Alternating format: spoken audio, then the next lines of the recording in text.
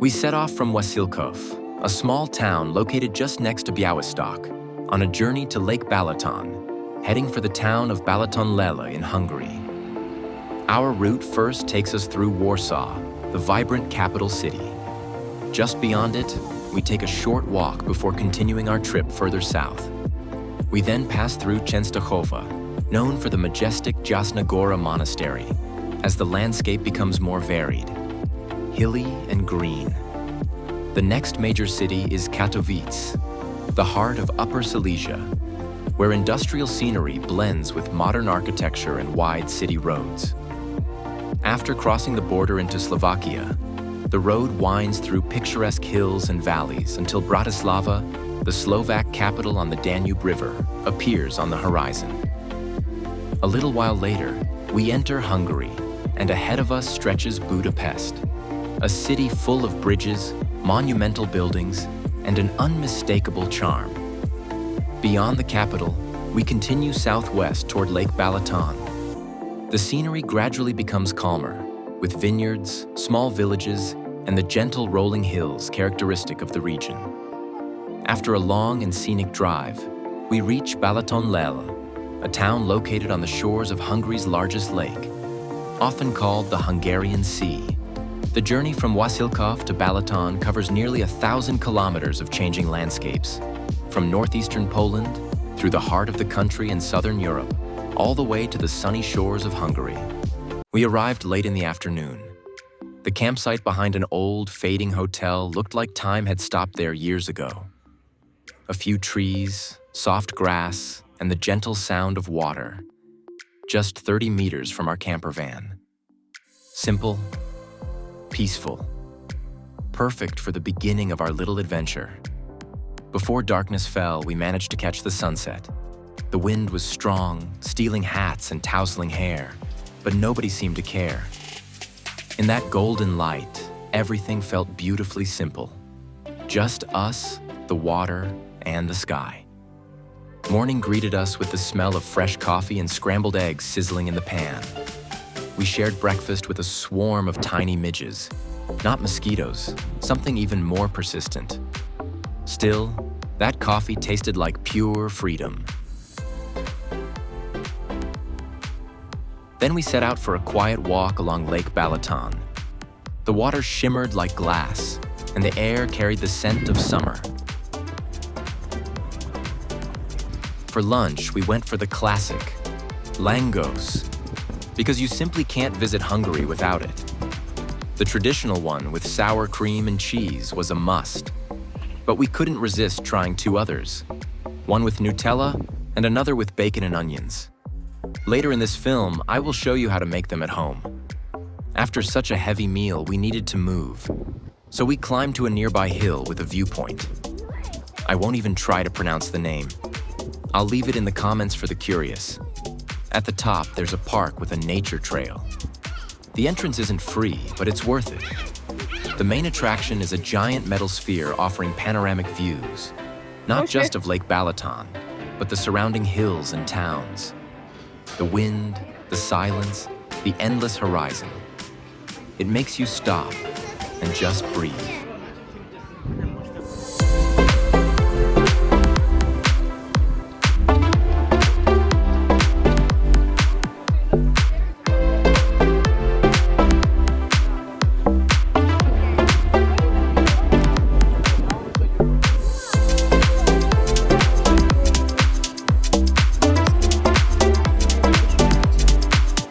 The next morning started with something simple. Fried bread dipped in eggs, a kind of French toast. Then we headed to a small bay, the only one like it for hundreds of meters around. The water was warm and shallow, perfect for building sandcastles and moats.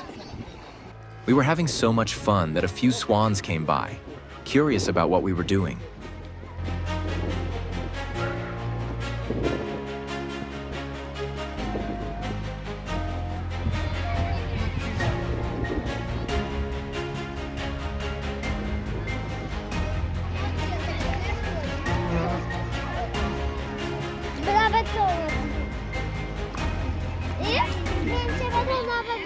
Nie jeszcze.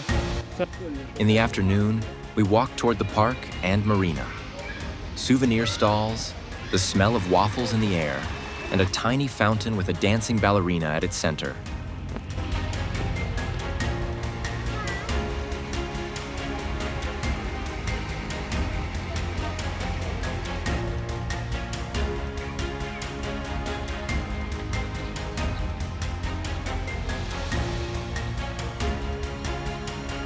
A few steps later, someone got hungry, so a quick stop for fries. Because somehow, fries always taste better on vacation. When we reached the marina, dozens of boats rocked gently in the water. Even a few ferries were moored there, which surprised me.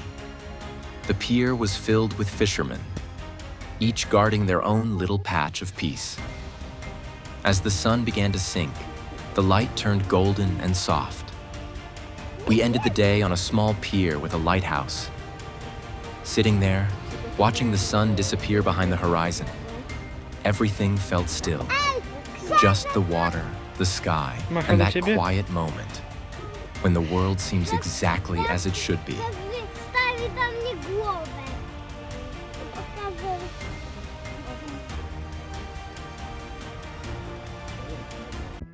Lángos, at first glance, it might remind you of pizza, but don't be fooled. It's something completely different. Crispy on the outside, soft and pillowy on the inside.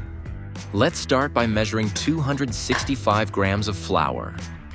Just regular flour, not the fancy 00 kind. This isn't pizza. Add half a teaspoon of salt. In a separate container, measure 200 milliliters of milk and pour it into a small pot to warm it up. Don't boil it. Too high a temperature will kill the yeast. Now, in the bowl that had the milk, crumble in 10 grams of fresh yeast and add half a teaspoon of sugar. Combine the two by rubbing them together until they become a smooth paste.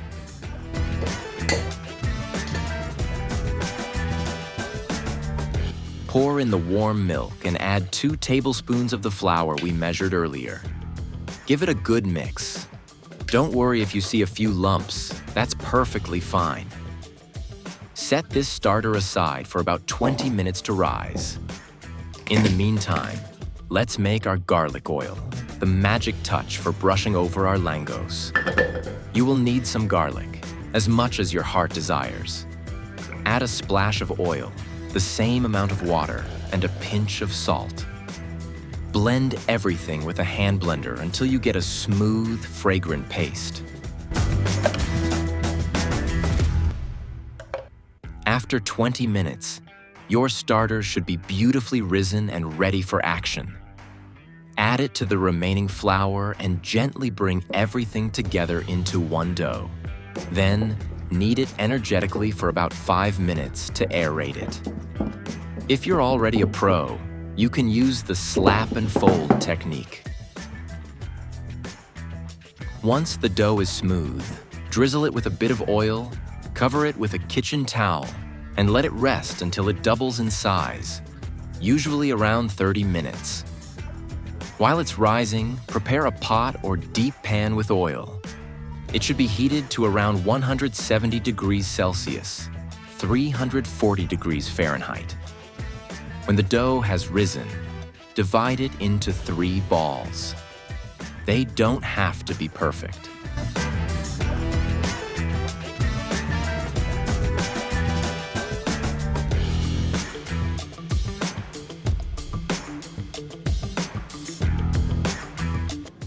Lightly oil your countertop so the dough doesn't stick.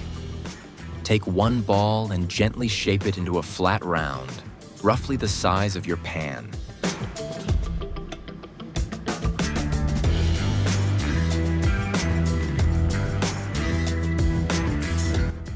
Carefully place it into the hot oil and fry until it turns a light golden color on both sides. Don't worry if you see a few white spots. That's completely normal and perfectly edible. It just means one side puffed up more than the other while frying.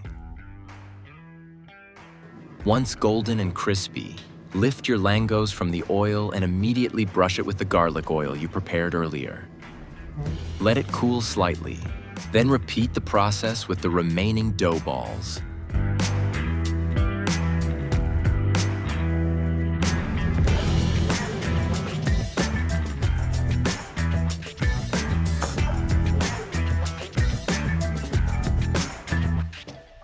Serve your Lángos slathered with sour cream and a generous handful of grated cheese on top.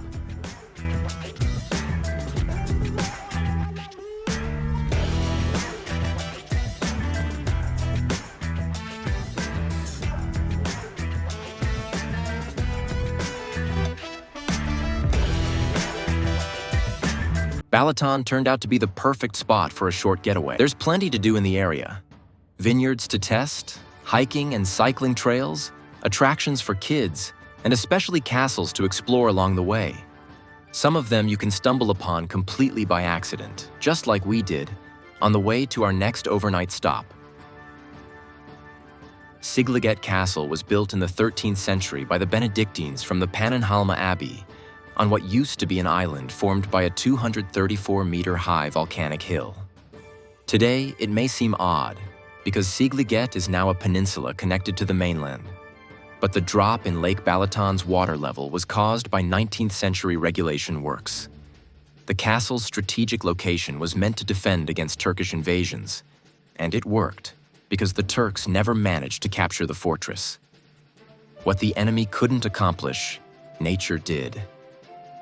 A lightning strike hit the gunpowder store, and the explosion was so powerful that no one attempted to rebuild the castle afterward. Since the end of the 17th century, it has been slowly falling into ruin. The tour starts at the lower castle, where the courtyard has been arranged for various events. There's a stage surrounded by benches. During the season, you can even try a bit of archery for an additional fee. In the lower castle, you'll also find a covered exhibition about the history of Szigliget, plus a small shop, a mini cafe, and of course, restrooms. We walked through this area pretty quickly, and then followed the path leading to the main part of the fortress. The upper castle is definitely more interesting. There are many exhibitions prepared in Hungarian, English, and German. You can learn not only about Szigliget itself, but also about the entire system of fortresses around Balaton, the Hungarian fleet established in the 16th century to patrol the lake, and even a small battle on Balaton that, fun fact, the Turks actually won. Miniatures, illustrations, and reconstructions show what the castle and life within its walls once looked like. It's a pity that only ruins remain, because Szigliget used to be a truly impressive fortress. There are also weapons on display, though they didn't make a huge impression on me. The collection here is definitely smaller compared to what I've seen in other castles. Several rooms have been reconstructed to give visitors a sense of everyday life in the castle. There's an old kitchen, a forge, a bedroom with a traditional tiled stove. You'll move through this part quickly, but it's still worth stepping in. Although again, nothing you haven't seen before if you like exploring old castles. They also decided to reconstruct the chapel, located in the highest room, which most likely served that purpose originally. And let's not forget that the fortress was built by Benedictines, so you'll find references to the order in the current decorations, and the chapel itself is dedicated to Saint Martin. Finally, we reached the castle tower, from which you get a stunning view of the surroundings. On one side, the sunlit, surprisingly blue Balaton. On the other, numerous volcanic hills. And now, the key question. Is Szigliget Castle worth visiting? If you love castle ruins, you've probably seen a few that are better reconstructed, even in Poland. But there's no denying that Szigliget offers a great dose of Balaton history, presented clearly and accessibly. As for the ruins themselves, I personally love them, though I get that not everyone does. But it's definitely worth climbing to the top for the views.